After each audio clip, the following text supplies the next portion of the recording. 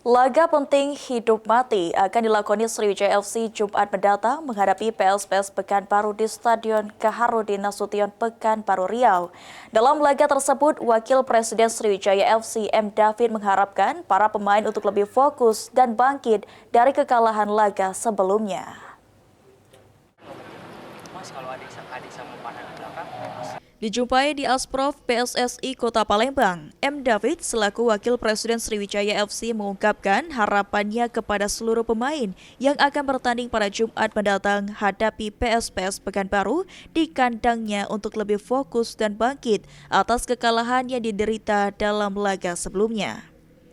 M. David sendiri menilai jika laga hadapi PSPS Pekanbaru di kandangnya, Stadion Kaharudin Nasution menjadi laga penting, bahkan sebuah laga hidup mati bagi Sriwijaya FC.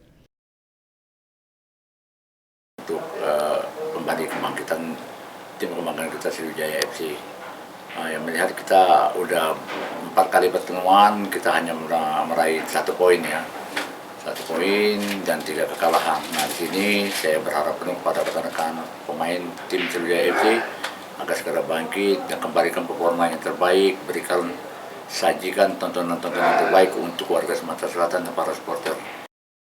Saat ini Laskar Wongkito berada di dasar klasemen sementara grup Barat dengan raihan 1 poin atas bermain imbang hadapi Persika Depok. Dan 3 pertandingan lainnya hadapi Garuda Yaksa, Persiraja Banda Aceh, serta PSPS Medan, Sriwijaya FC harus alami kekalahan. Tim Liputan, PAL TV.